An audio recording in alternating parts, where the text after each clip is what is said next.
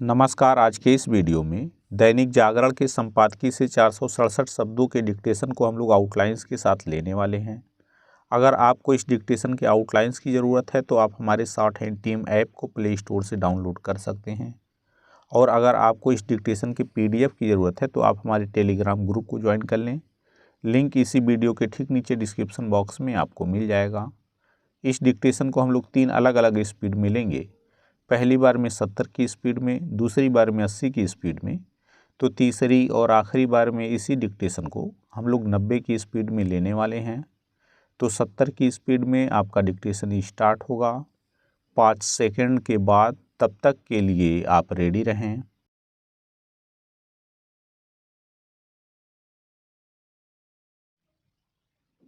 Start. Bengaluru के एक cafe में बम धमाका हर लिहाज से एक बड़ी और चिंताजनक घटना है। एक तो यह धमाका ऐसे समय हुआ जब आम चुनावों की घोषणा होने ही वाली है, और दूसरे भारत की सिलिकॉन वैली माने जाने वाले शहर में हुआ। यह भी उल्लेखनीय है कि बेंगलुरु के जिस रामेश्वरम कैफ़े में धमाका हुआ वह उस इलाके में है जिसे IT गतिविधियों का गढ़ कहा जाता है। क्या किसी ने इस कैफ़े को इसलिए निशाना बनाया ताकि दुनिया भर का ध्यान आकर्षित किया जा सके? हैरानी नहीं कि ऐसा ही हो। यह तो गनीमत है कि बम धमाके में घायल लोग खतरे से बाहर बताए जा रहे हैं, लेकिन इस धमाके की प्रकृति यही संकेत करती है कि उसके पीछे किसी आतंकी का हाथ हो सकता है। धमाका एक बैग में रखी IED से किया गया जिसे कोई छोड़ गया था।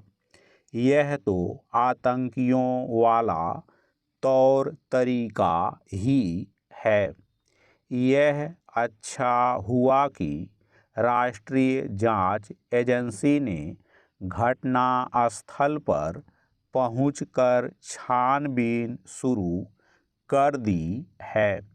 उसके लिए यह आवश्यक ही नहीं, अनिवार्य है कि वह इस घटना को अंजाम देने वालों तक शीघ्र पहुँचे। दहशत पैदा करने वाली इस घटना के पीछे कोई लोन वुल्फ यानी इकलौता शख्स भी हो सकता है, और पूरा गिरोह भी। इसकी अनदेखी नहीं की जा सकती कि हाल के समय में दक्षिण भारत में कई आतंकी मॉड्यूल बेनकाब किए गए हैं। पैरा। बेंगलुरु के कैफ़े में धमाके की पुष्टि होने और उसके पीछे किसी आतंकी का हाथ होने की आशंका उभरते ही राजनीतिक दलों के बीच आरोप प्रत्यारोप शुरू हो गया है। ऐसा नहीं होना चाहिए, लेकिन अपने देश में हमेशा ऐसा ही होता है।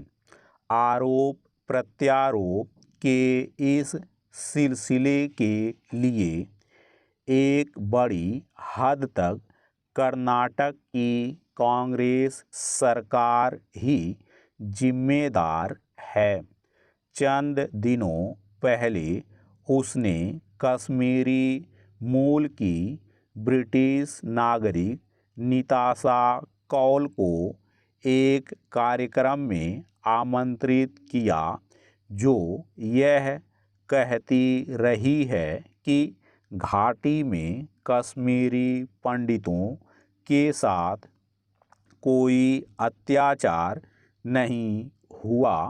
कश्मीर कभी भारत का हिस्सा नहीं रहा और अनुच्छेद 370 हटाकर अन्याय किया गया। पाकिस्तान जाकर भारत के खिलाफ जहर उगल चुकी इस महिला को जब देश में घुसने नहीं दिया गया तो उल्टे भारत सरकार को कटघरे में खड़ा किया गया। क्या यह लज्जा की बात नहीं कि पाकिस्तान के एजेंडे को आगे बढ़ाने और उसके जैसी भाषा बोलने वाली इस महिला को कर्नाटक सरकार ने संविधान और राष्ट्रीय एकता पर उपदेश देने के लिए बुलाया। इसकी भी अनदेखी ना करें कि हाल में जब कर्नाटक विधानसभा में कथित तौर पर पाकिस्तान जिंदाबाद के नारे लगाए जाने का मामला आया तो कांग्रेस नेता बीके हरिप्रसाद ने यह कहा कि भाजपा के लिए पाकिस्तान दुश्मन देश हो सकता है, हमारे लिए नहीं। कांग्रेस को इतना तो आभास होना ही चाहिए कि इस तरह का रवैया देश विरोधी तत्वों का दुस्साहस ही बढ़ाता है। स्टॉप। दोस्तों, इसी डिक्टेशन को दूसरी बार में हम लोग 80 की स्पीड में लेंगे और आपका समय स्टार्ट होगा 5 सेकंड के बाद। तब तक के लिए आप रेडी रहें।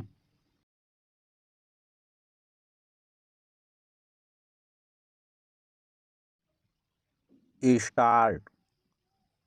बेंगलुरु के एक कैफ़े में बम धमाका हर लिहाज से एक बड़ी और चिंताजनक घटना है। एक तो यह धमाका ऐसे समय हुआ जब आम चुनावों की घोषणा होने ही वाली है और दूसरे भारत की सिलिकॉन वैली माने जाने वाले शहर में हुआ। यह भी उल्लेखनीय है कि बेंगलुरु के जिस रामेश्वरम कैफ़े में धमाका हुआ वह उस इलाके में है जिसे आईटी गतिविधियों का गढ़ कहा जाता है। क्या किसी ने इस कैफ़े को इसलिए निशाना बनाया ताकि दुनिया भर का ध्यान आकर्षित किया जा सके? हैरानी नहीं कि ऐसा ही हो। यह तो गनीमत है कि बम धमाके में घायल लोग खतरे से बाहर बताए जा रहे हैं, लेकिन इस धमाके की प्रकृति यही संकेत करती है कि उसके पीछे किसी आतंकी का हाथ हो सकता है। धमाका एक बैग में रखी आईईडी से किया गया जिसे कोई छोड़ गया था। यह तो आतंकियों वाला तौर तरीका ही है। यह अच्छा हुआ कि राष्ट्रीय जांच एजेंसी ने घटना स्थल पर पहुंचकर छानबीन शुरू कर दी है। उसके लिए यह आवश्यक ही नहीं, अनिवार्य है कि वह इस घटना को अंजाम देने वालों तक शीघ्र पहुँचे। दहशत पैदा करने वाली इस घटना के पीछे कोई लोन वुल्फ यानी इकलौता शख्स भी हो सकता है और पूरा गिरोह भी। इसकी अनदेखी नहीं की जा सकती कि हाल के समय में दक्षिण भारत में कई आतंकी मॉड्यूल बेनकाब किए गए हैं। पैरा बेंगलुरु के कैफ़े में धमाके की पुष्टि होने और उसके पीछे किसी आतंकी का हाथ होने की आशंका उभरते ही राजनीतिक दलों के बीच आरोप प्रत्यारोप शुरू हो गया है। ऐसा नहीं होना चाहिए, लेकिन अपने देश में हमेशा ऐसा ही होता है। आरोप प्रत्यारोप के इस सिलसिले के लिए एक बड़ी हद तक कर्नाटक की कांग्रेस सरकार ही जिम्मेदार है। चंद दिनों पहले उसने कश्मीरी मूल की ब्रिटिश नागरिक निताशा कौल को एक कार्यक्रम में आमंत्रित किया, जो यह कहती रही है कि घाटी में कश्मीरी पंडितों के साथ कोई अत्याचार नहीं हुआ। कश्मीर कभी भारत का हिस्सा नहीं रहा और अनुच्छेद 370 हटाकर अन्याय किया गया। पाकिस्तान जाकर भारत के खिलाफ जहर उगल चुकी इस महिला को जब देश में घुसने नहीं दिया गया तो उल्टे भारत सरकार को कटघरे में खड़ा किया गया। क्या यह लज्जा की बात नहीं कि पाकिस्तान के एजेंडे को आगे बढ़ाने और उसके जैसी भाषा बोलने वाली इस महिला को कर्नाटक सरकार ने संविधान और राष्ट्रीय एकता पर उपदेश देने के लिए बुलाया। इसकी भी अनदेखी ना करें कि हाल में जब कर्नाटक विधानसभा में कथित तौर पर पाकिस्तान जिंदाबाद के नारे लगाए जाने का मामला आया तो कांग्रेस नेता बीके हरिप्रसाद ने यह कहा कि भाजपा के लिए पाकिस्तान दुश्मन देश हो सकता है, हमारे लिए नहीं। कांग्रेस को इतना तो आभास होना ही चाहिए कि इस तरह का रवैया देश विरोधी तत्वों का दुस्साहस ही बढ़ाता है। स्टॉप। दोस्तों, इसी डिक्टेशन को तीसरी और आखिरी बार में हम लोग 90 की स्पीड में लेंगे और आपका समय स्टार्ट होगा 5 सेकंड के बाद। तब तक के लिए आप रेडी रहें।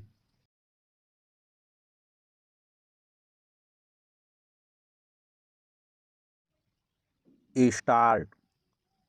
बेंगलुरु के एक कैफ़े में बम धमाका हर लिहाज से एक बड़ी और चिंताजनक घटना है। एक तो यह धमाका ऐसे समय हुआ जब आम चुनावों की घोषणा होने ही वाली है और दूसरे, भारत की सिलिकॉन वैली माने जाने वाले शहर में हुआ। यह भी उल्लेखनीय है कि बेंगलुरु के जिस रामेश्वरम कैफ़े में धमाका हुआ वह उस इलाके में है जिसे आईटी गतिविधियों का गढ़ कहा जाता है। क्या किसी ने इस कैफ़े को इसलिए निशाना बनाया ताकि दुनिया भर का ध्यान आकर्षित किया जा सके? हैरानी नहीं कि ऐसा ही हो। यह तो गनीमत है कि बम धमाके में घायल लोग खतरे से बाहर बताए जा रहे हैं, लेकिन इस धमाके की प्रकृति यही संकेत करती है कि उसके पीछे किसी आतंकी का हाथ हो सकता है। धमाका एक बैग में रखी आईईडी से किया गया जिसे कोई छोड़ गया था। यह तो आतंकियों वाला तौर तरीका ही है। यह अच्छा हुआ कि राष्ट्रीय जांच एजेंसी ने घटना स्थल पर पहुंचकर छानबीन शुरू कर दी है। उसके लिए यह आवश्यक ही नहीं, अनिवार्य है कि वह इस घटना को अंजाम देने वालों तक शीघ्र पहुँचे। दहशत पैदा करने वाली इस घटना के पीछे कोई लोन वुल्फ यानी इकलौता शख्स भी हो सकता है और पूरा गिरोह भी।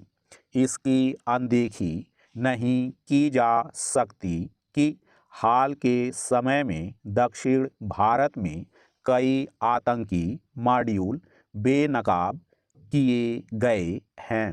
पैरा बेंगलुरु के कैफ़े में धमाके की पुष्टि होने और उसके पीछे किसी आतंकी का हाथ होने की आशंका उभरते ही राजनीतिक दलों के बीच आरोप प्रत्यारोप शुरू हो गया है। ऐसा नहीं होना चाहिए, लेकिन अपने देश में हमेशा ऐसा ही होता है। आरोप प्रत्यारोप के इस सिलसिले के लिए एक बड़ी हद तक कर्नाटक की कांग्रेस सरकार ही जिम्मेदार है। चंद दिनों पहले उसने कश्मीरी मूल की ब्रिटिश नागरिक निताशा कौल को एक कार्यक्रम में आमंत्रित किया जो यह कहती रही है कि घाटी में कश्मीरी पंडितों के साथ कोई अत्याचार नहीं हुआ। कश्मीर कभी भारत का हिस्सा नहीं रहा और अनुच्छेद 370 हटाकर अन्याय किया गया। पाकिस्तान जाकर भारत के खिलाफ जहर उगल चुकी इस महिला को जब देश में घुसने नहीं दिया गया तो उल्टे भारत सरकार को कटघरे में खड़ा किया गया। क्या यह लज्जा की बात नहीं कि पाकिस्तान के एजेंडे को आगे बढ़ाने और उसके जैसी भाषा बोलने वाली इस महिला को कर्नाटक सरकार ने संविधान और राष्ट्रीय एकता पर उपदेश देने के लिए बुलाया? इसकी भी अनदेखी ना करें कि हाल में जब कर्नाटक विधानसभा में कथित तौर पर पाकिस्तान जिंदाबाद के नारे लगाए जाने का मामला आया तो कांग्रेस नेता बीके हरिप्रसाद ने यह कहा कि भाजपा के लिए पाकिस्तान दुश्मन देश हो सकता है, हमारे लिए नहीं। कांग्रेस को इतना तो आभास होना ही चाहिए कि इस तरह का रवैया देश विरोधी तत्वों का दुस्साहस ही बढ़ाता है। स्टॉप।